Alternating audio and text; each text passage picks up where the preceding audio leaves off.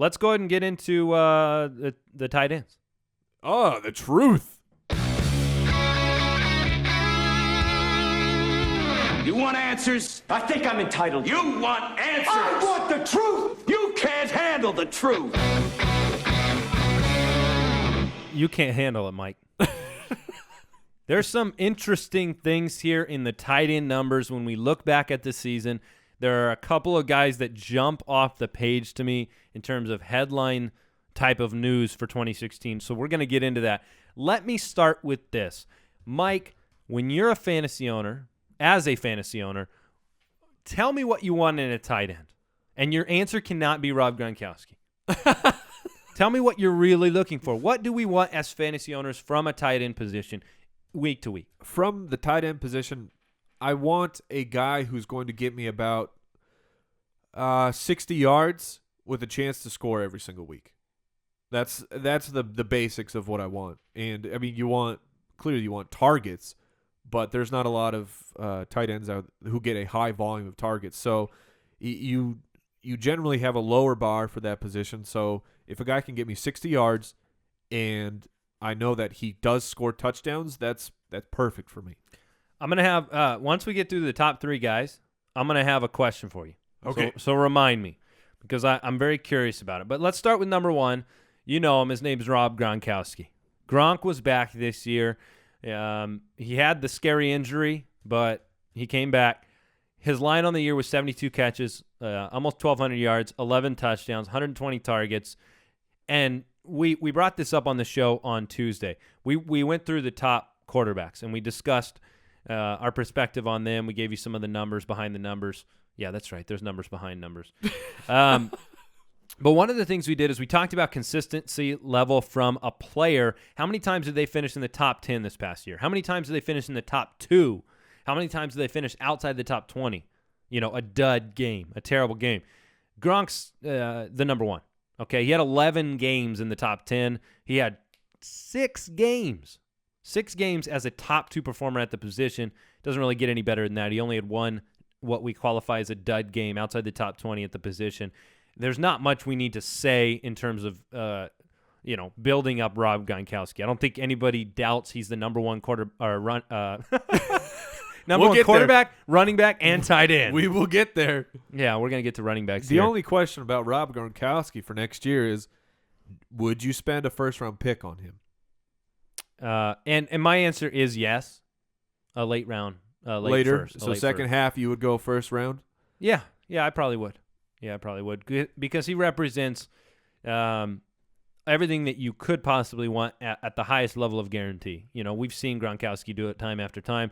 The injury stuff is still a concern. It's the same thing we're going to discuss about with Jordan Reed and some of these other guys, but Gronkowski just represents a positional advantage. He can win you weeks. Look, 6 weeks as a top 2 in the position.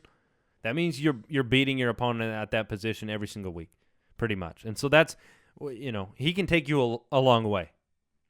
Yeah. But the question is for fantasy owners are there other guys able to bridge the gap between, Gronkowski and the rest?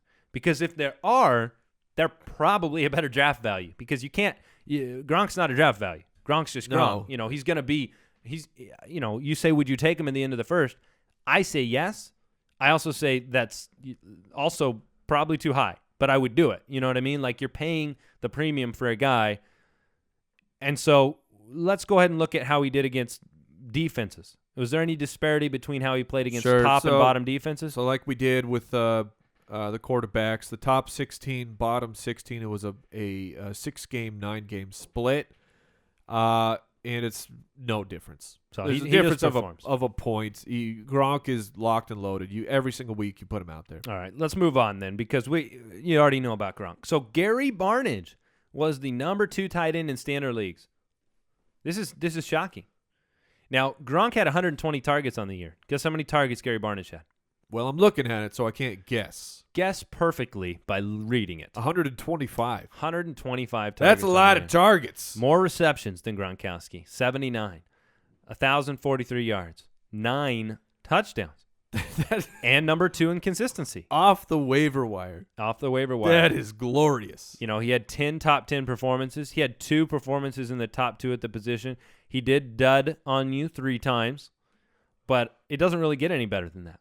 And the truth is he played better defenses than Gronkowski did. You know when 2 of those duds were, though?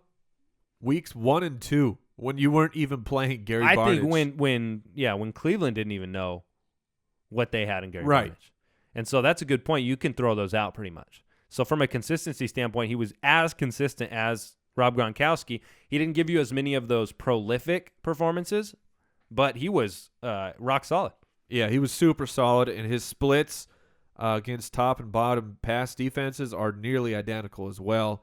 There wasn't a weakness, so to speak. There was not this is a tough pass defense. It was because he was getting peppered with targets. 125 targets is ridiculous. Now, Gary Barnidge is going to be very polarizing next year. Will we respect what he did? Will the turnover and the change of Cleveland be too much for people to buy in to Gary Barnidge?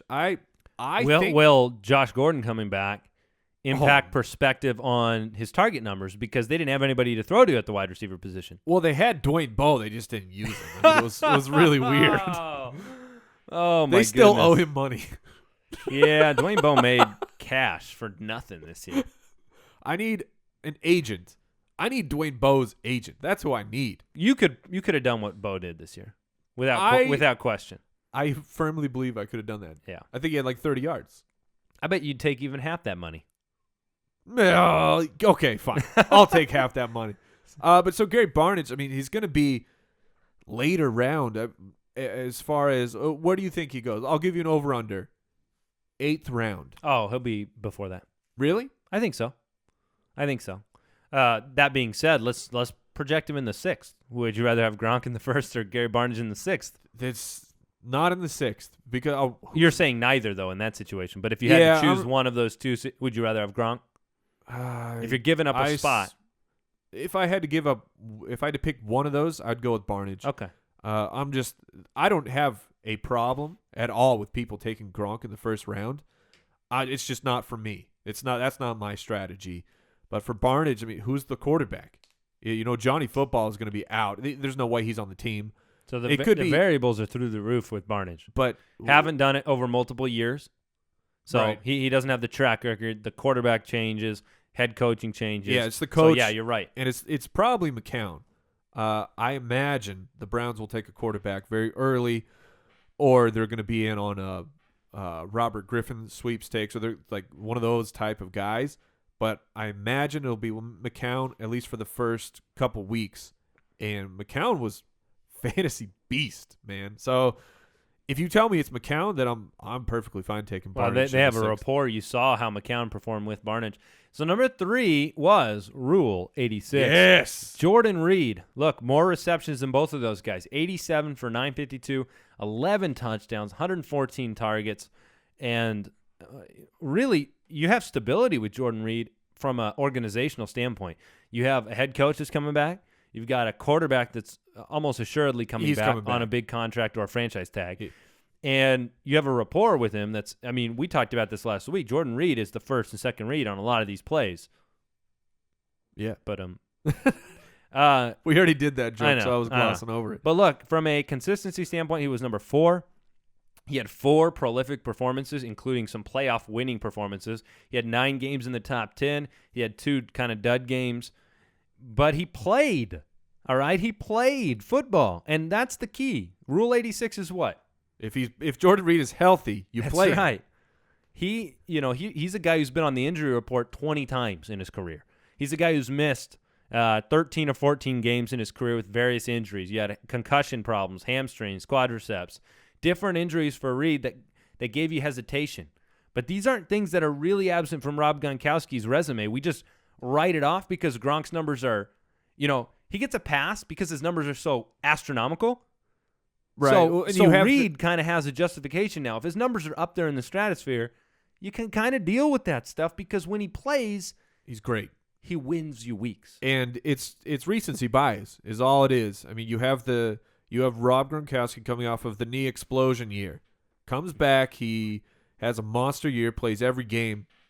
Rob Gronkowski's not injury prone anymore because he played a full season. That's how we do it in fantasy football. And it's true, and you kind of have to, because at some point in time, these careers aren't necessarily incredibly long. Matt Forte used to get labeled that way, Yeah. So, but you're right. It's a recency bias, and now Jordan Reed, I think he's got more momentum than anybody heading into the draft next year. Oh, yeah, absolutely. And if you have half point or full point PPR, Jordan Reed is a beast. I mean, because he gets 114 targets. He did miss 2 games, but I mean, he's putting up 9 catch performances. He had a week 7 against Tampa Bay, 11 catches. There's just not tight ends out there that are doing that. No. They don't get those targets. No, and if you watch him, one of the things that impresses me most about Reed is his route running. He is really a dynamic route runner, and he gets separation. Now, this is the question I was going to have for you, and you kind of answered it, but these 3 guys, Barnidge, Reed, Gronkowski, next year, based on where you think they'll end up in the draft, who's going to be the best value to you? I see Jordan Reed as a 4th, 5th round type of a guy, and 4th round might be pushing it depending on who's on the board. Kelsey was in that range this year. Yeah, and so Reed, I don't mind it in the 5th. I mean, you'll hear us talk plenty about how we draft tight ends. No more shows from now until the first week of the season. So this is it. But we generally there's that crop of 2 to 3 tight ends every year that you can take early and earlier in the draft. And besides that, if you don't get one, then you just wait. You wait a very long time. But Jordan Reed, I think, will be worth a 5th, maybe even worth a 4th. I mean, if he can be healthy, that's what it is. It's the health. If you know you're getting 16 games of Reed in the 4th round, that's a draft steal. So when it comes to the comparison between him and the Kelsey hype before the season, though, isn't there something to be said? You said you can wait on guys, but you were a tweener with Kelsey, right? Like you rolled the dice with Kelsey, and I say you as in, a person who drafted him, not you specifically. You rolled. Oh, I did. I know. I guess you did. I had him everywhere. Because you were hoping you would get a Reed-like year from Kelsey, right? Talent-wise, it's there, but he was an example, in my opinion, of you don't have the track record behind the guy. You're projecting him forward. You kind of burned a 4th-round pick on Travis Kelsey, Yeah. Yeah, when you took So him, is there a risk with Reed in the same category? There is absolutely a risk, but what we've seen with Jordan Reed, this will be his 4th year. Is that right? I believe so, yeah. But when he's played and been, he's acclimated to the offense really runs through him, the passing game. Even when Griffin was the quarterback, Reed soaked up targets where Kelsey was a projection, so to speak, of a lack of weapons. You had Macklin come in, but besides Macklin, there was no one of name value that had had proven their talent, where Kelsey had, his metrics of yards after catch and everything. We'll talk about Kelsey in a second, but Kelsey there was a bit of projecting of improvement for Travis What's Kelsey. incredible is last year, Reed played in 11 games. He had 50 catches last year. He had 87 this year. How many touchdowns did he have last year? Did you know this? Do you know this number? Did he have any? 0. Yeah. 0 touchdowns. He had 11 this year. There's always warnings with high touchdown numbers, but those don't really persist unless you have low reception numbers. So we're going to get to some of those guys here soon. Number 4. there's someone very specific. There's someone specific. Yeah, we're going to get to one guy. Greg Olsen, though, at number 4. Tried and true, right? Like, to me, he is the Jason Witten-esque type of just, you're going to get production from him. He's not sexy enough to probably go high in the draft. He was last year. Yeah, that's true, because everybody else was gone in that passing offense. And but look, Olsen did it. 77 for 1,100 yards, 7 touchdowns. You would have liked to probably see some higher touchdown numbers from him on a year where Cam threw for so many. So because of that, he was only the number 6 most consistent tight end. He had a couple dud games, a couple prolific games, and then he was pretty much a solid top 10 tight end week to week. Yeah, and I think next year what will be interesting where is he drafted, because like I'm saying, the shine on Greg Olsen, who had a very solid year. We got to do a shine episode because that's such a dynamic in fantasy football that's ignored. Where big names, new names, the Abdullahs, Kelseys, right? These guys because we're all shooting for the moon, right? We all want you play to win. You play to win. But yeah, Olsen will be he'll be 31 heading into next year too. And I think he will be perfectly fine. I think he'll be a great option, and he could be even better than like a Reed value, because Olsen might drop to the 6th, 7th round just because of just hype and things like that. The stock market value of these players and the perception. Where Olsen, I think, he should be very solid again next year. You do have Kelvin Benjamin coming back. Devin Funchess, I believe, is coming on. He'll be the wide receiver 2, and we get to see some more of him in the playoffs. To verify if that's going to happen or not.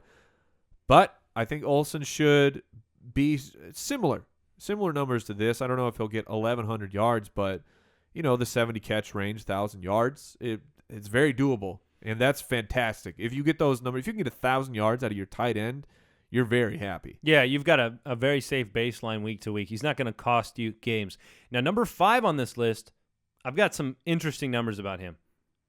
He had the most receptions at the position. 94. He had more receptions this year by about 30% than he had his last 2 years. 60, 63, jumps up to 94. 31 years old, Delanie Walker. Yeah.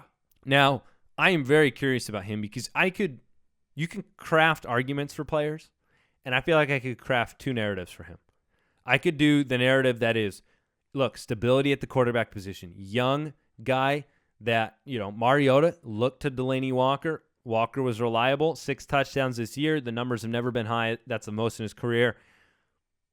But seeing him jump 30-plus receptions and jump up in yardage there, I just don't know if they get Kendall Wright back. They had no stability at the outside position. Green Beckham kind of came on late in the season.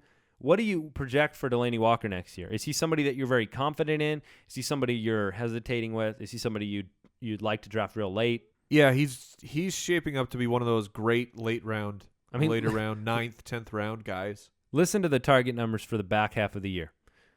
10, 8, 12, 13, 5, 15, 14. Good grief. Yeah, 133 targets on the year, which led all tight ends. Oh, man, and that's what you want. You want that opportunity, and I don't think that... I feel like he's going to return to the mean. Really? I feel like he's going to return to that 60, 70 catch range. I think he might drop back down to... What was he before? 60, 63?